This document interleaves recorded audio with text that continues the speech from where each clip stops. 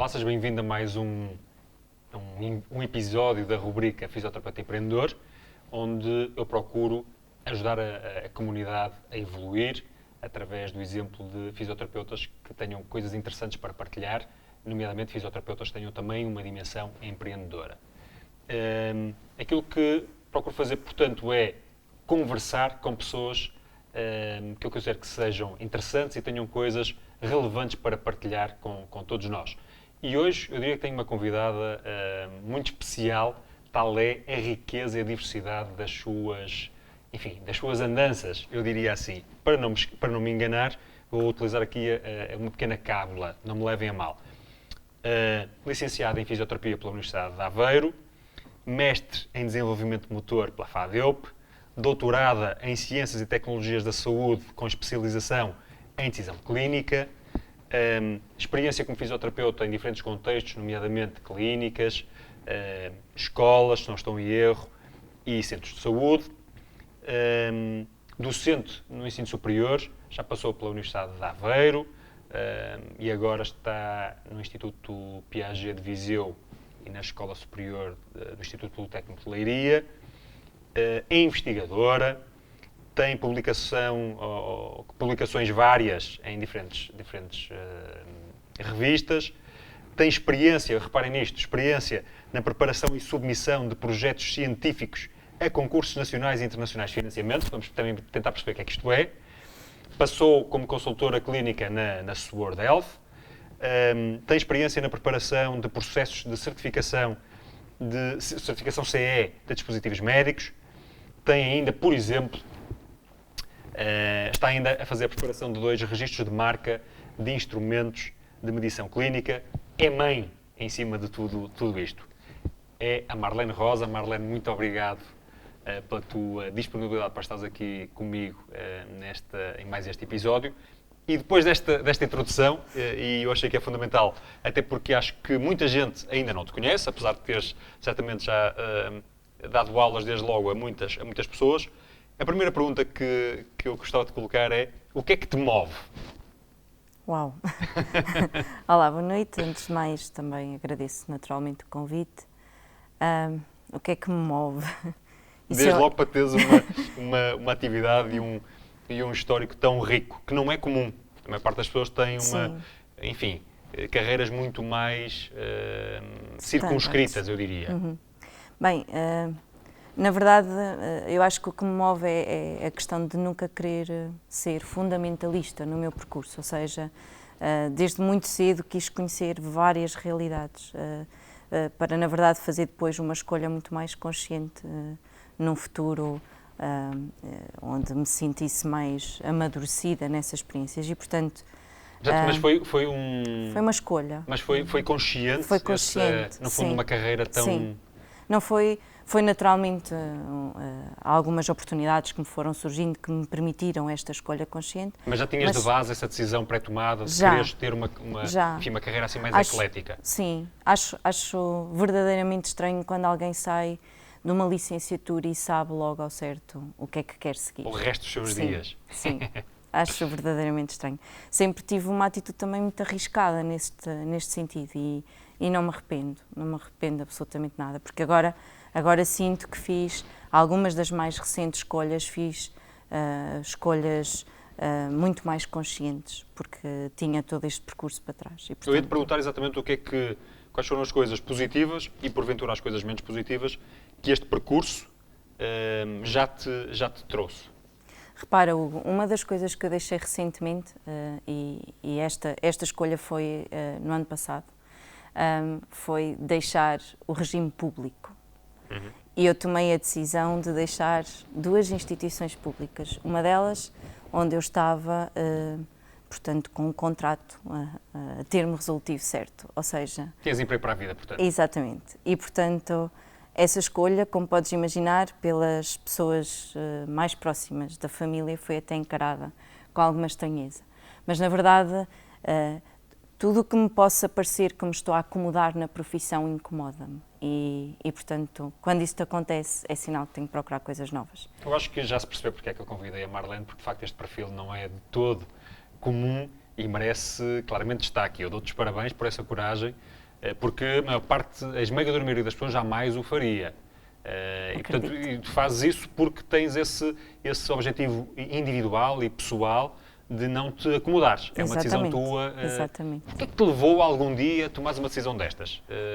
Tens alguma noção? Porque é que no teu histórico pessoal te levou a decidir que, enfim, acomodar-te seria uma coisa negativa e, portanto, não o procuras?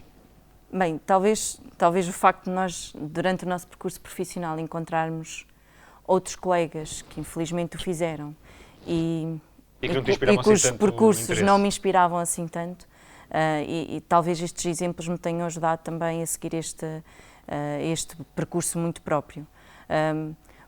Por outro lado, a investigação, e quando se começa a sair da parte da investigação, uma das coisas que trazemos na bagagem é esta ansiedade de querer saber sempre mais.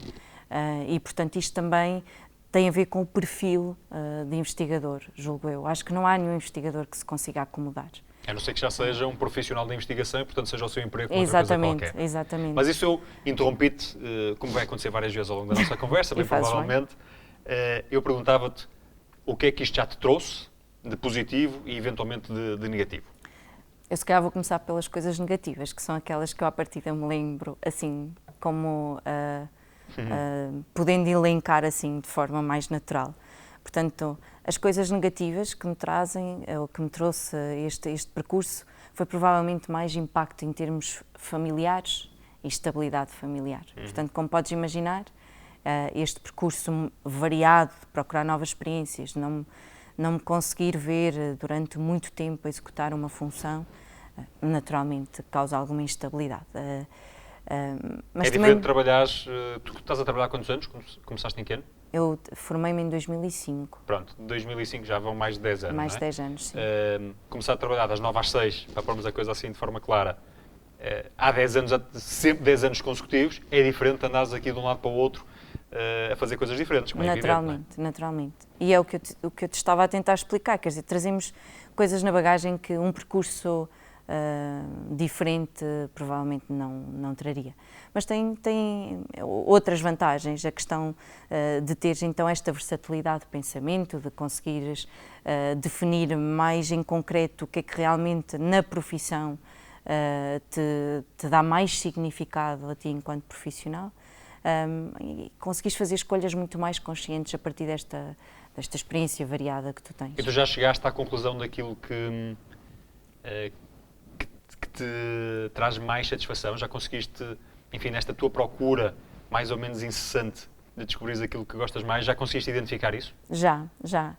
E pelo facto de ter conseguido identificar, surgiu este novo projeto que tenho, que é um projeto sobretudo ligado à comunidade, onde a ideia de um fisioterapeuta de família que possa acompanhar as pessoas de mais perto, onde possa haver muita literacia para a saúde, o aconselhamento.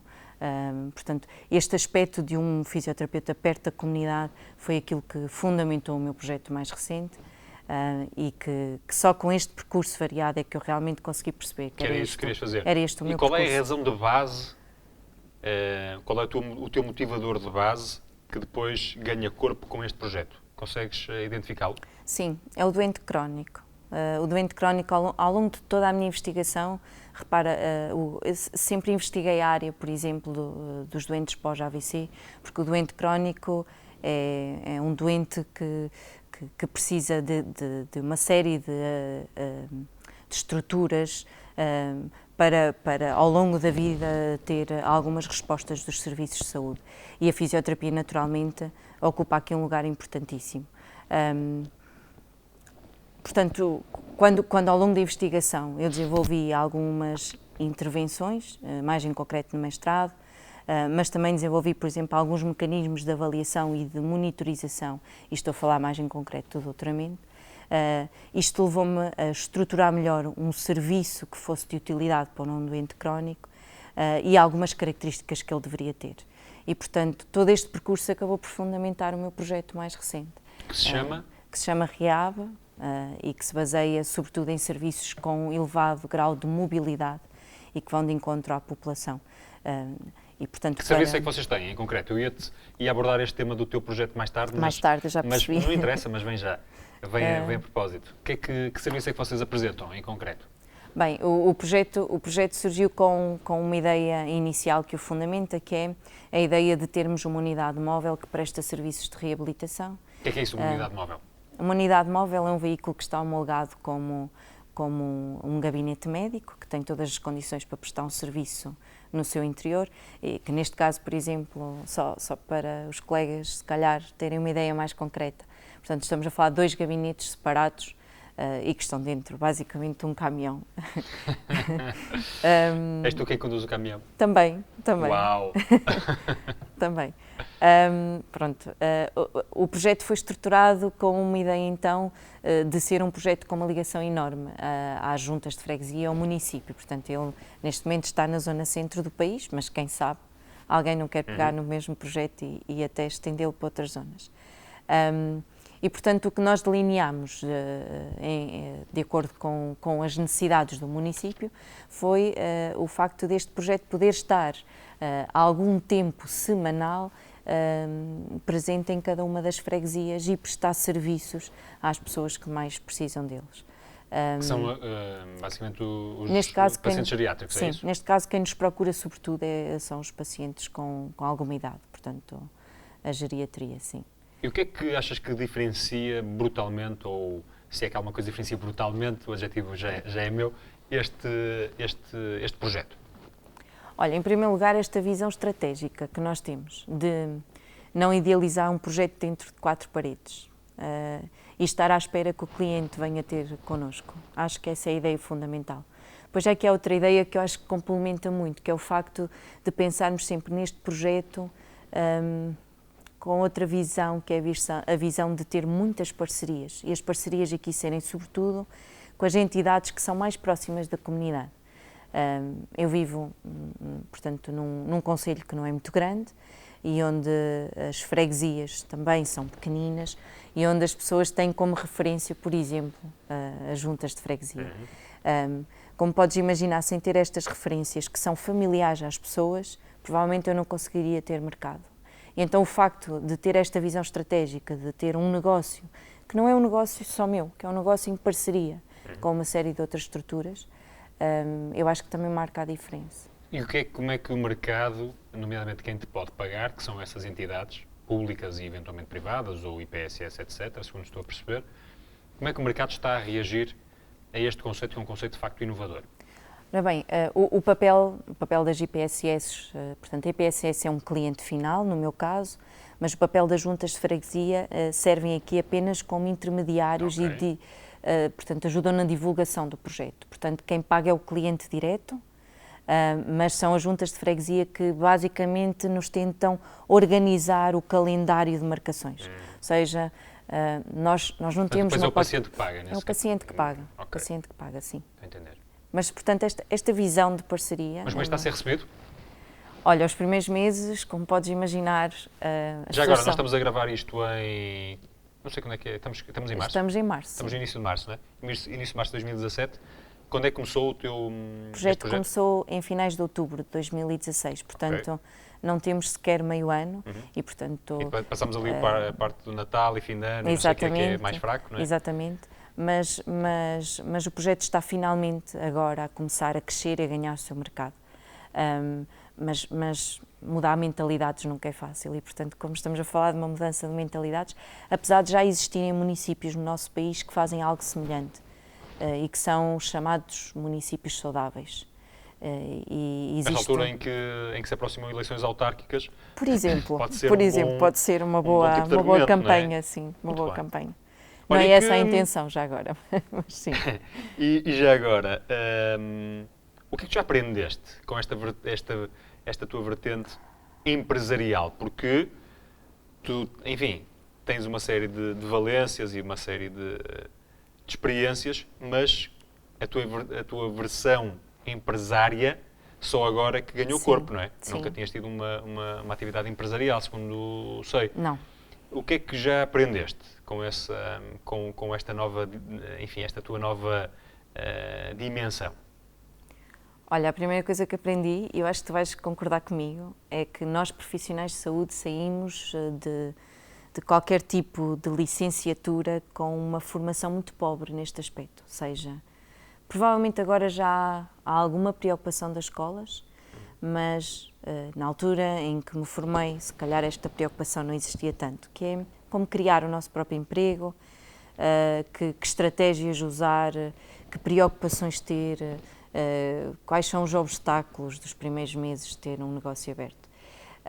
E devo confessar que, na verdade, o meu percurso não tinha este tipo de experiência e, portanto, tive algum sofrimento nos primeiros meses, seguramente. Mas como tu és alguém que procura, enfim, que pelo menos não foge do risco e gosta de ir evoluindo, isso Sim, não é assim tão sim, dramático. não desisti ainda e nem vou Ótimo. desistir em breve. Mas, portanto, sim. já percebeste que a coisa não é assim tão fácil. Não, Isso não é uma das assim tão coisas, fácil, não. E há uma capacidade que eu aprendi ao longo de todo o percurso, mas sobretudo ao longo destes últimos meses, onde tenho então estado envolvida com este projeto, que é capacidade de resiliência, que eu acho que é fundamental. É Concordo.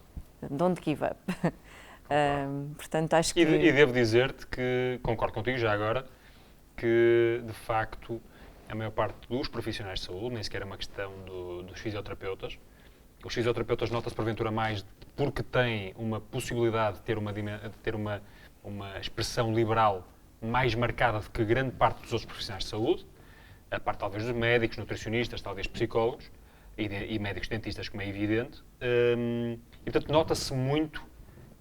nota-se demasiado falta de competências a nível de gestão e de criação de negócio, etc. Eu vou fazendo o meu contributo desde logo com esta rubrica para ajudar as pessoas a, enfim, a aprenderem alguma coisa, e é para isso que aqui estamos também contigo, mas reconheço. Eu dou aulas numa escola e dou empreendedorismo e gestão aos alunos do 4º ano e noto que, apesar de já ser no 4º ano, ainda assim, grande parte deles, naquele momento, ainda não está muito sintonizado Sim. com a importância destes temas, até acham que aquilo é uma coisa que vem ali um bocado a despropósito e, tipicamente, passados uns anos, percebem que deviam ter estado mais atentos. Acredito.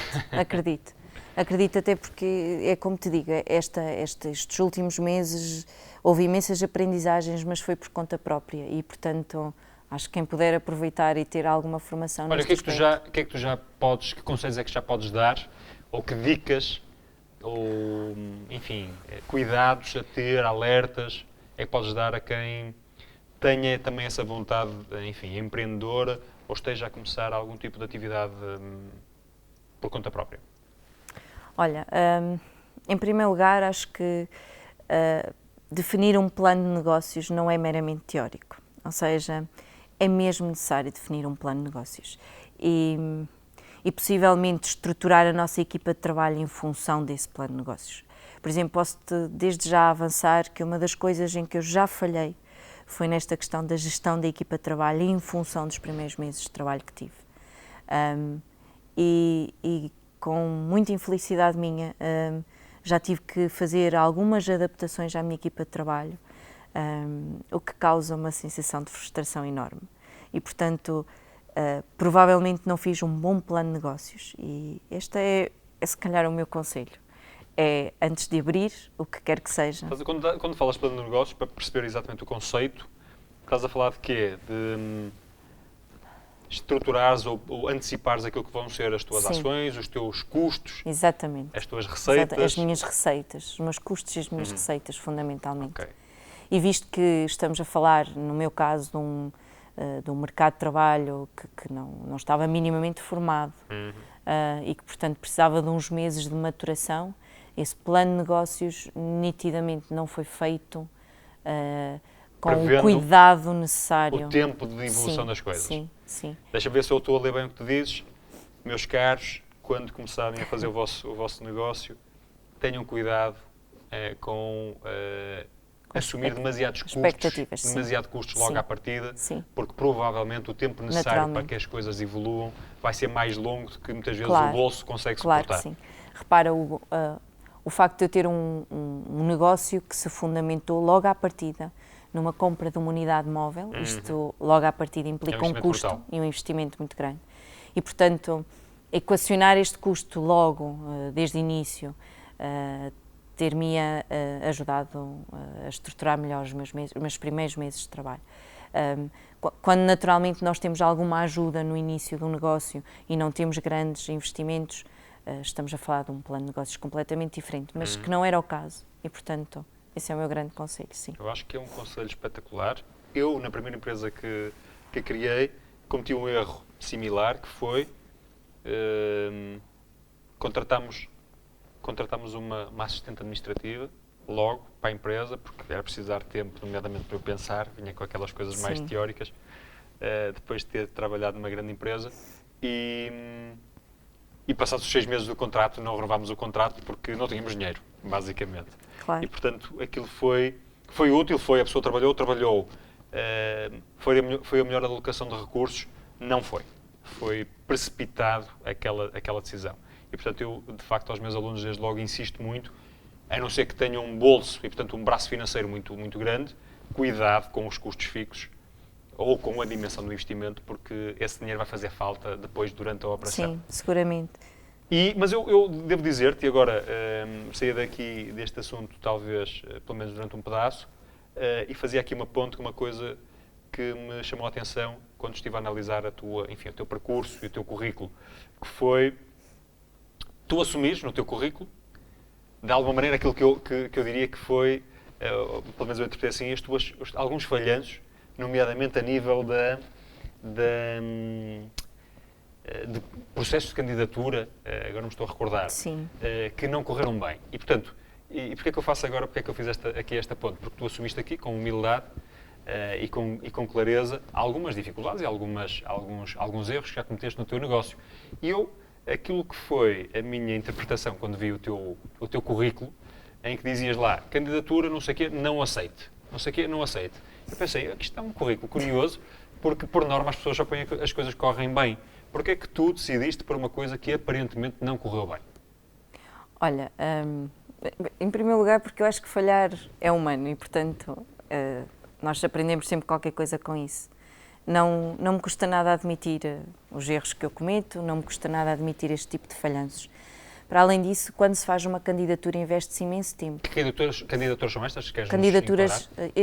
Estas candidaturas, que grande parte delas têm não aceitos, são candidaturas internacionais a fundos europeus. Para projetos de investigação? Sim. A maioria dessas candidaturas foram realizadas com o apoio de uma equipa da Universidade de Aveiro, onde eu naturalmente estava incluída. Quando elas dizem não aceitos, têm a possibilidade de estarem não aceitos por uma série de eventualidades, que nem sempre significa que as candidaturas têm pouco potencial ou foram mal feitas. Podem apenas significar que houve um elevado número de candidaturas para o número de candidaturas que eram possíveis de ser aceitos. E, portanto, isto nunca revela um total fracasso e revela, sim, que tu investiste, se for preciso, 3 meses a preparar essa candidatura e que, com ou sem financiamento, esse projeto pode ser de tal forma interessante que até pode ser aproveitado de outra maneira. Exatamente. Portanto, eu devo dizer que achei espetacular essa frontalidade curricular, chamar-lhe assim, e perguntava-te a propósito disto, não achas que as pessoas têm demasiado prurido, demasiado receio, medo em assumir as coisas que correm mal? Provavelmente. Não achas até, eu ainda no outro dia tinha uma conversa destas com alguém, que às vezes as coisas correm mal, quando uma coisa corre mal, há sempre uma coisa que fica, que é uma bela história para contar. Não achas que as pessoas perdem a oportunidade de poder contar belíssimas histórias, que até são muito ricas e muito diferenciadoras, com medo de não expor aquilo em que correu mal? Acho, claro que acho. Repara, se eu não tivesse posto essas candidaturas no meu currículo, provavelmente daqui a 10 anos nem me lembraria que tinha feito esse esforço. E, portanto, quanto mais não seja por isso. Para essa memória acho e essa vale a pena. valorização do teu próprio trajeto. Acho excelente. Muito bem. Diz uma coisa, tu licenciaste em fisioterapia, enfim, começaste a trabalhar como fisioterapeuta, fizeste o teu mestrado, entretanto, doutoramento, etc. e tal. O que é que te levou, a certa altura, também a interessar pela investigação, e é uma das áreas, enfim, que também tens experiência. O que é que te levou a não te contentares apenas e não queria perguntar a mesma coisa que perguntei no início da nossa conversa, mas em concreto, o que é que te levou a entusiasmar pela investigação em fisioterapia? Olha, primeiro esta necessidade que acho que todos os colegas fisioterapeutas devem ter diariamente, que é a necessidade de saberes cada vez mais. E depois a questão de sentires que o que aprendes há 3 ou 4 anos atrás tem que sofrer uma atualização permanente.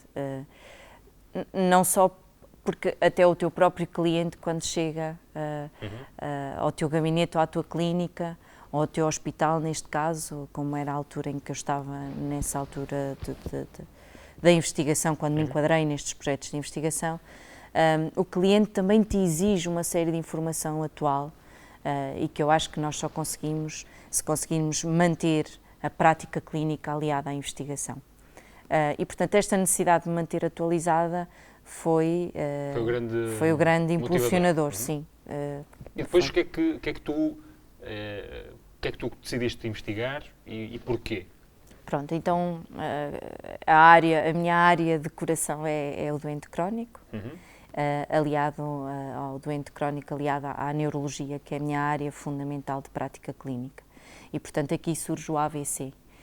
O meu percurso de investigação foi sempre nesta área, do doente pós-AVC, sobretudo em estadio subagudo, ou seja, sobretudo aquele estadio em que estamos a falar de maior potencial de recuperação e onde ainda muita coisa há para saber no que diz respeito à reabilitação e muitas dúvidas pairam no ar e continuam a pairar. O meu mestrado foi sobretudo na área da recuperação do membro superior.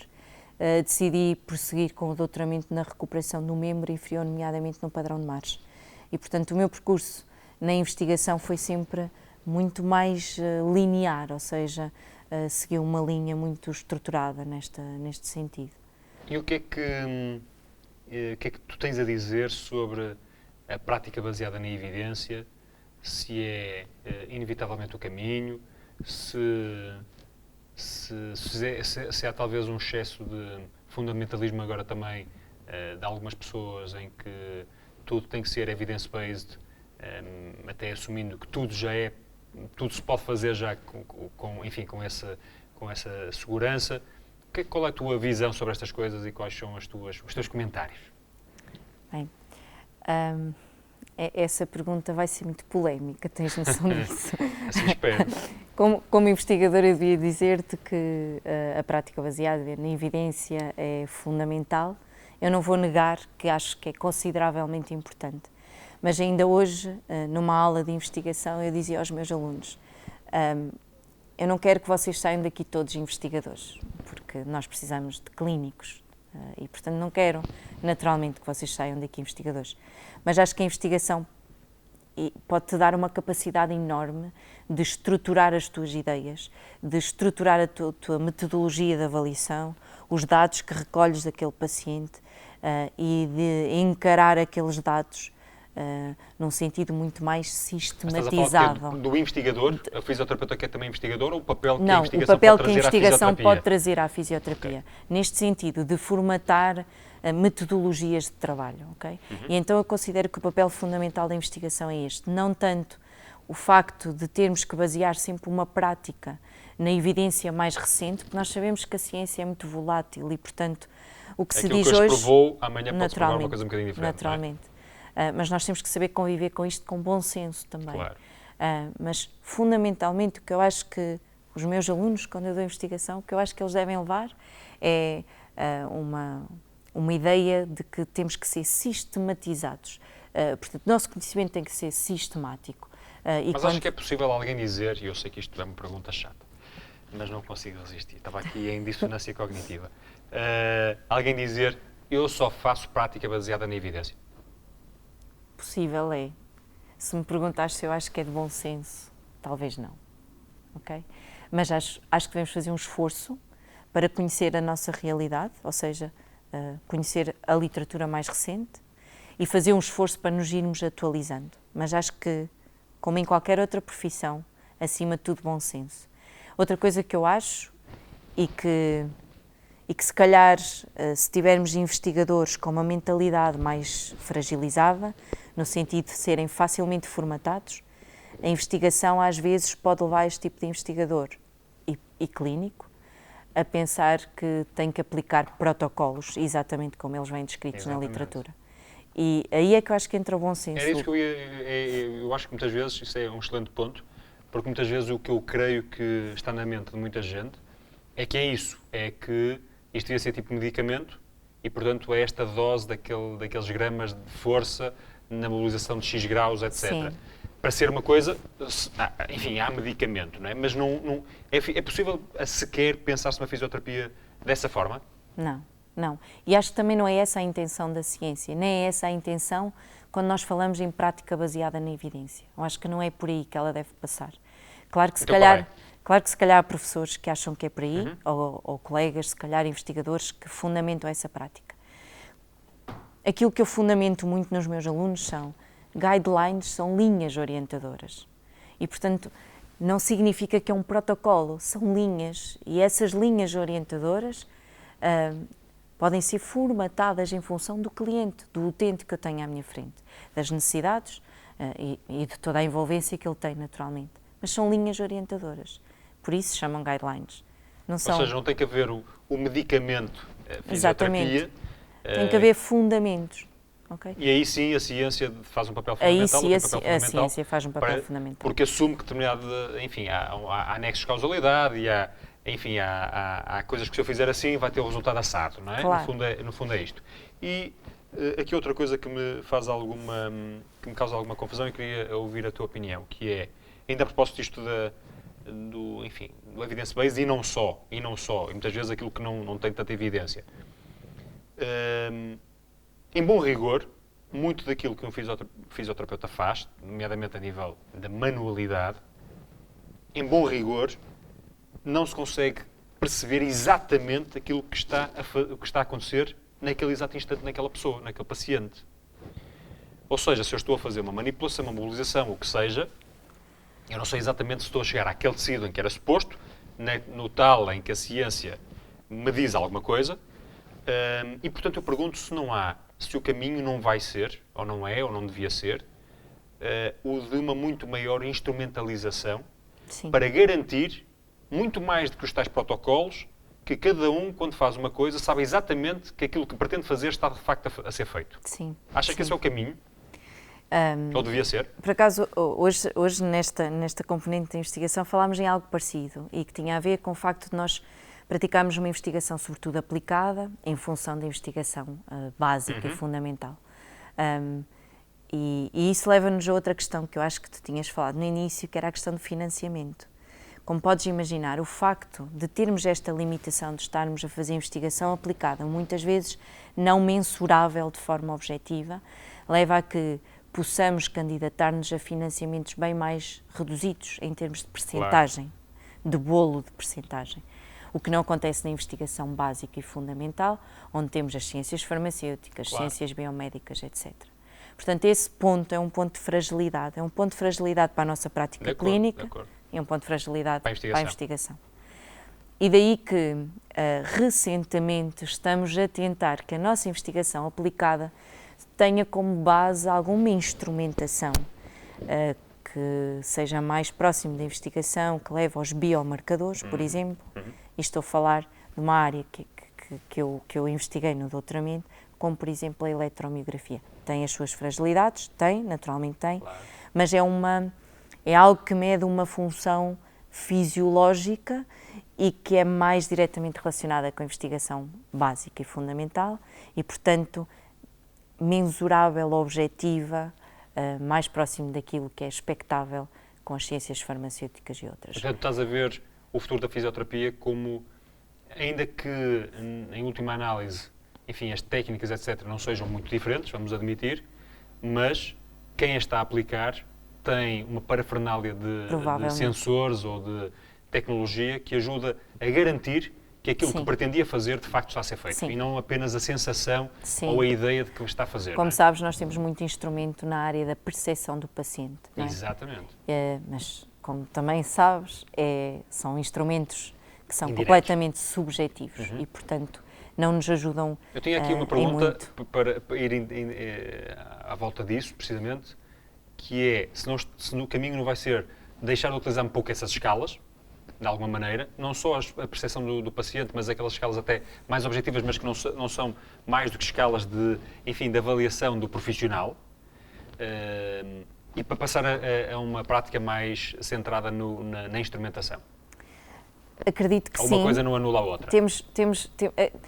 Acredito que tendencialmente vamos ter que arranjar um equilíbrio entre as duas, mas, por exemplo, só para entenderes, a eletromiografia, como todos nós sabemos, é um instrumento que merece um tratamento de dados muito complicado. E, portanto, quando estamos a falar em instrumentos mais complexos e que medem uma função fisiológica, também estamos a falar de instrumentos que não são tão versáteis na prática clínica.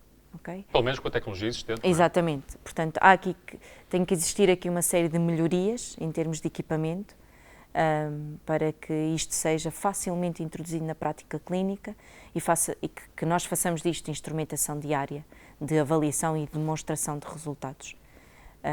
E, portanto, isto é interessante, mas há um longo caminho pela frente. E já agora, por falar nisto das escalas, há uma coisa que eu achei curioso que andas para aí a fazer, que é a nível da Bartel e da Frenchay Activities Index. Sim.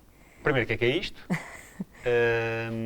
E o que é que tu estás a tentar fazer com estas escalas? Conta-nos lá. Vem a propósito agora deste assunto aqui da medição. O Bartel estaria já por esta altura validado e traduzido para a língua portuguesa por alguns colegas da área, mas na verdade existe uma estrutura internacional que assegura que estes instrumentos têm que seguir um processo rigoroso de validação. E, portanto, o que nós fizemos basicamente na Universidade de Aveiro com o Bartel e com a Frenchay foi, portanto, organizámos-nos com estas estruturas internacionais, articulámos-nos e fizemos esta validação conforme eles têm na estruturação do protocolo. E, portanto, o que conseguimos foi, estamos a meio da validação, já traduzimos conforme o protocolo deles e conseguimos ter um registro de marca destes dois instrumentos para Portugal, sim. E já está? Já está. Portanto, toda a gente já pode utilizar a Bartel e a Frenchay? Sim, a Bartel acho que até já está de acesso público, a Frenchay não tenho a certeza, mas o registro de marca já está terminado também. Muito bem. Portanto, mais uma coisa na qual colaboraste. Outra coisa que eu gostava aqui de explorar, e à qual já aludiste, é o teu papel de professora, docente. Como é que tu achas que o que é que tu achas que deve ser o papel de um professor e como é que tu interpretas esta tua dimensão? Sim. Olha, mais uma vez, também nesta dimensão, provavelmente eu não assumo um papel muito tradicional de autoridade em função dos meus alunos. Eu assumo mais um papel de companheira e de tutora no ensino-aprendizagem. Portanto, eu acho que o papel que eu tenho assumido, sobretudo nesta vertente, é na área da neurologia, sobretudo, e na área da investigação. E, portanto, fundamentalmente, eu consegui continuar o meu processo de investigação, permanecendo na carreira docente com as mesmas duas áreas, que são as minhas duas áreas preferenciais. E, portanto, isto assumiu um papel importantíssimo, porque, naturalmente, consegui continuar o meu percurso académico. Também porque consigo fomentar alguns dos trabalhos que vou fazendo de investigação e consigo pôr alguns alunos a trabalhar em parceria comigo em algumas publicações mais diretamente relacionadas com estas duas áreas. E, portanto, isto é fundamental, como podes perceber, para a carreira de investigador, claro. Ter uma equipa de trabalho. Nós sozinhos não fazemos nada, rigorosamente nada. E outra pergunta a propósito aqui desta dimensão de docente, e uma pergunta um bocadinho mais desconfortável. Achas que as escolas estão no conjunto, não estou a dizer no conjunto das escolas, mas no conjunto das licenciaturas, dentro de cada licenciatura, estão a preparar os próximos profissionais para a realidade de facto que devem preparar, ou estão ainda a preparar para uma realidade que foi a realidade que se calhar existia há 10 anos atrás? Olha, eu acho que é um misto, sabes? Há coisas nas quais os currículos da carreira de fisioterapia, de formação base, ainda não conseguimos deixar para trás e que se calhar já devíamos estar a amadurecer algumas ideias. E falo mais concretamente das questões relacionadas com alguns meios físicos de intervenção. Mas há um grande esforço da maioria das escolas no sentido de criarmos novas mentalidades para os futuros fisioterapeutas. Posso dizer, contudo, que acho que depois há aqui uma falha enorme nos estágios, por exemplo, que eles encontram. Ou seja, as escolas podem fazer um grande esforço, mas se depois os alunos estão a estagiar em mercados de trabalho que são absolutamente tradicionais e que seguem metodologias antigas, provavelmente as mentalidades vão voltar a fechar-se e, portanto, provavelmente não tem que ser obrigatoriamente assim, mas eu percebo que possa não ajudar. Não ajuda. Alguns locais não ajudam, sim. Não há ainda um número suficiente, se calhar, de locais que já possam ser assim mais vanguardistas, não é? Sim, naturalmente. E, por exemplo, uma das coisas que, enfim, já fomos falando um bocadinho disto, mas que é começa a ser um bocado uma buzzword, é isto da digital health. Já há esta preocupação dentro de um curso, dentro de uma licenciatura de fisioterapia, no mínimo, alertar as pessoas para esta nova realidade que está a emergir e se calhar até já emergiu? Olha, da minha experiência enquanto docente, provavelmente esta é uma realidade ausente nas licenciaturas, ou quase ausente. E não faz falta? Até porque muitos fisioterapeutas, tu até já foste um exemplo, sim. Um dos caminhos, eu farto-me dizer isto já há uns anos, ninguém me liga. Eu acho que os fisioterapeutas, um dos sítios onde vão trabalhar, onde podem trabalhar, é precisamente trabalhar em empresas tecnológicas. Sim. Não deixam de ser fisioterapeutas, ou melhor, não são fisioterapeutas hands-on, mas não deixam de ser não deixa de ser necessário o seu conhecimento de fisioterapia para trabalharem lá. E, portanto, é um mercado de trabalho, quanto mais não seja. E, portanto, eu vejo que as escolas estão muito longe desta realidade ainda. Sim, eu concordo contigo. Esta realidade não está muito presente. Posso dizer que começo agora a introduzir, ou ter a preocupação de introduzir a realidade, por exemplo, do biofeedback, que eu acho que é uma ferramenta interessantíssima e que já existe em algumas componentes da nossa intervenção, nomeadamente ela é mais conhecida, provavelmente, na reabilitação dos músculos do períneo e, portanto, é aí que se calhar nós ainda vimos algum trabalho feito, mas, por exemplo, eu utilizo muito na minha prática clínica o biofeedback para reeducar o movimento e o último projeto onde naturalmente estive envolvida, na empresa tecnológica onde estive envolvida, era aí que também se atuava sobretudo, mas também acho que este percurso da tecnologia, há uma série de afinações que têm que ser feitas em relação ao papel do fisioterapeuta com esta tecnologia. Tu achas que és daquelas que têm medo que a tecnologia vai substituir o fisioterapeuta? Acho que as tecnologias têm que ser feitas e pensadas assumindo um papel importante de que há aqui profissionais que não podem ser esquecidos.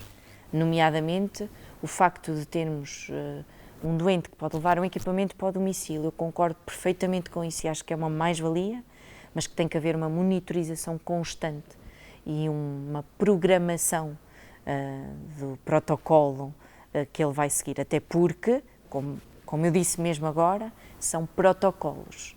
E são protocolos que provavelmente o paciente vai fazer algumas vezes completamente sozinho. Pelo menos enquanto a inteligência artificial não estiveste tão avançada. Exatamente. Isso também pode acontecer. Claro, pode, daqui a alguns anos, sim. Mas enquanto não acontecer, não deixa de ser um protocolo. Mas não é também de prever, e no limite até desejável, que algumas funções de menor valor acrescentado que hoje são feitas por humanos, também na área da saúde, como acontecia na agricultura ou na construção, o que seja, que vai ser substituída por tecnologia. Isso é uma realidade que não é verdade que isso vai acontecer e as pessoas não têm que estar preparadas para isso? Têm que estar preparadas, mas eu continuo a achar o papel fundamental aqui do fisioterapeuta, não só... Eu não disse do fisioterapeuta, disse funções de menos valor acrescentado. De algumas tarefas que alguém possa ter, seja o profissional de saúde que for, que inevitavelmente tenderão a ser substituídas por tecnologia. Isso é o que vai acontecer em todo o lado, em todas as indústrias e provavelmente também na saúde. Não achas que isso vai acontecer? Acho que tem uma enorme probabilidade disso acontecer.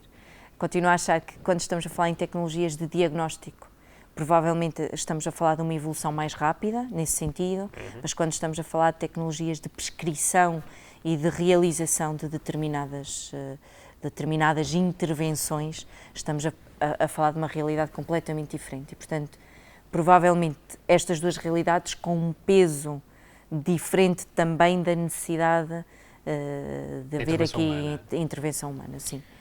E como nós estamos do lado, sobretudo, da intervenção, não é que nós estejamos com um papel fundamental na avaliação do diagnóstico funcional, mas estamos sobretudo aqui deste lado da intervenção, elas têm que ser muito pensadas e muito estruturadas nesse sentido. Isto vai dar o futuro, enfim, logo veremos o que é que vai ser, não é? Mas seja como for, aquilo parece mais ou menos inquestionável, pelo menos isto é a minha perspectiva, é que as coisas não vão ser sempre como são hoje. Nunca foram Claro e, portanto, não vão ser. Claro que não. O que é que tu achas que deve ser, o que é que cada um pode fazer para melhor se preparar para um futuro que, desde logo, não sabe muito bem como é que vai ser, mas que seguramente vai ser diferente daquilo que nós conhecemos hoje? Olha, eu acho que é fundamental, para nós percebermos exatamente qual vai ser o nosso futuro, é fundamental irmos ouvindo as necessidades do nosso cliente. Porque eu acho que ele vai-nos dando dicas daquilo que o mercado, que o mercado vai precisar no futuro.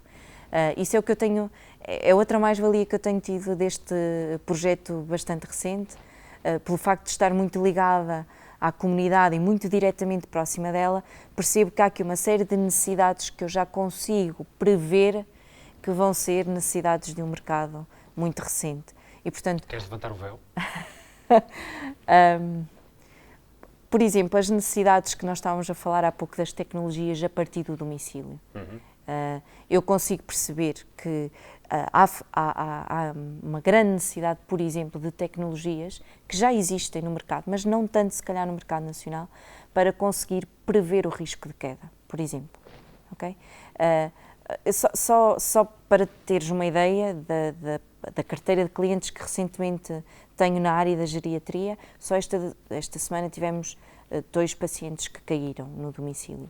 Tem consequências terríveis potencialmente, não é? Potencialmente, claro.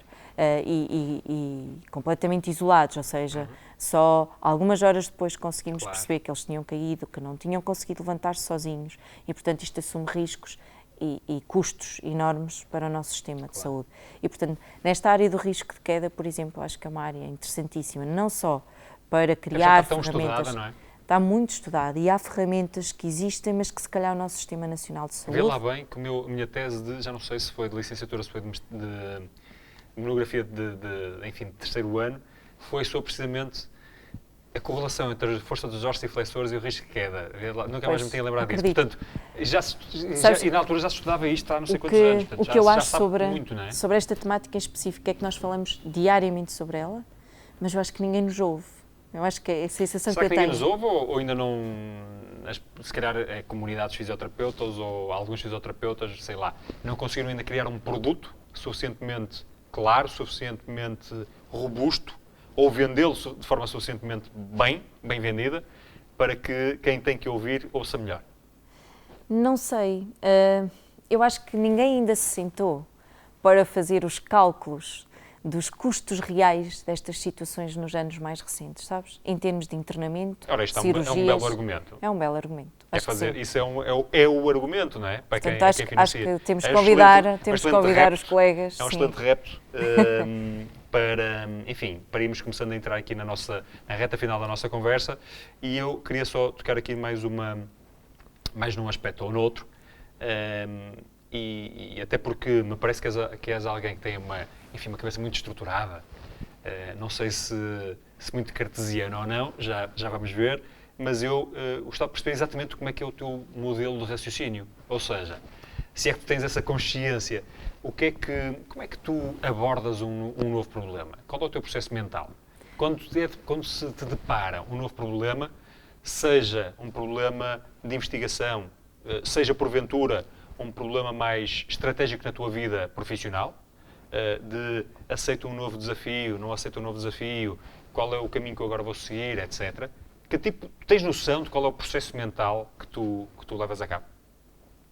que é que tu ponderas? É uma coisa que só ouves o teu coração, só fazes uma lista e pões prós e contras e pões pesos e fazes uma folha Excel? O que é que tu disseste fazes? uma coisa que não é verdade. Portanto, eu não sou altamente estruturada. O meu processo mental não funciona assim. Eu costumo às vezes brincar e dizer que acho que o meu raciocínio é mais característico de um homem do que de uma mulher. Ou seja, eu sigo muito alguma intuição e algumas particularidades que eu sei que me vão agradar numa determinada ideia.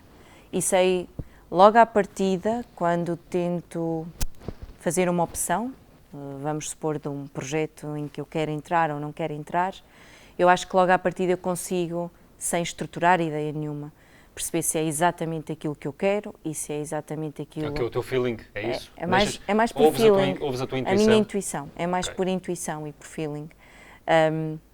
Também não sou... Mas fazes isso com base num conjunto de valores de base que tu já definiste na tua vida, não é? Exatamente. Isso Ou seja, como tenho este percurso anterior, fundamenta uma série de escolhas que neste momento eu posso fazer e que fazem sentido, basicamente fazem sentido nesta altura do percurso.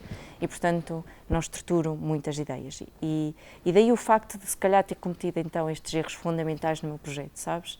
O facto de ter a certeza que queria este projeto levou-me a, se calhar, não equacioná-lo de forma muito estruturada. E, provavelmente, por aí cometi alguns destes erros, que não me arrependo porque aprendi com eles. Essa autoconsciência é meio caminho andado para que a coisa vá melhorando, não é? Sim. E também o facto de, sabes, quando eu tenho um problema, basicamente eu acho que as horas e o tempo que passa e que me deia e que me dá a estrutura para pensar no problema, não sou daquelas pessoas que acham que tenho que resolver o problema hoje. Não, o problema pode esperar para eu amadurecer a minha ideia e pensar nele com mais calma. Portanto, basicamente, não és muito impetuosa no sentido em que tens que decidir tudo agora, não. Dás-te tempo para amadurecer uma ideia. Exatamente. Mas não tenho receio de me lançar em novos projetos e novas ideias, como acho que E quais são as ideias, para chegarmos bem agora à parte final, quais são as novas ideias que podemos esperar de ti no futuro? Olha, naturalmente a parte da investigação e da docência não pretendo deixar de lado no meu percurso. Até porque, como acho que podes perceber exatamente, porque também dás aulas, o facto de termos que dar aulas dá-nos uma capacidade enorme também de estarmos a relembrar alguns conhecimentos e a sistematizá-los ao longo de todo o nosso percurso como profissionais. E às vezes há conhecimentos que nós até já nem nos lembrávamos que trazíamos na nossa bagagem e quando estamos a preparar a aula dá-nos alguma estrutura. Pronto, e acho que isso é fundamental. O facto de estarmos uma vida inteira a estudar e a atualizar, acho que isso é fundamental.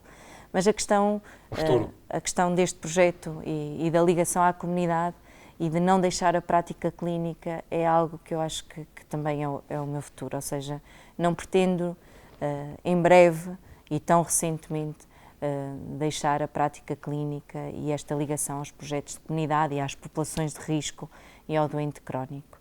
Eu não sei, mas eu tenho para mim que nós podemos fazer um episódio 2 daqui a mais ou menos ano,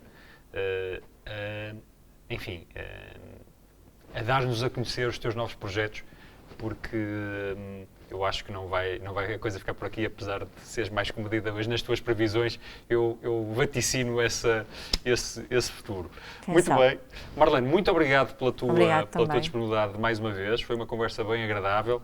Eu acho que ficou claro para toda a gente que é de facto a fisioterapia e, sobretudo, mais do que a fisioterapia, os fisioterapeutas podem ter aqui dimensões muito diversificadas, ter uma carreira muito eclética e isso só pode contribuir não só para, enfim, carreiras e trajetos mais ricos, mas para uma comunidade mais informada, mais crítica, mais respeitada.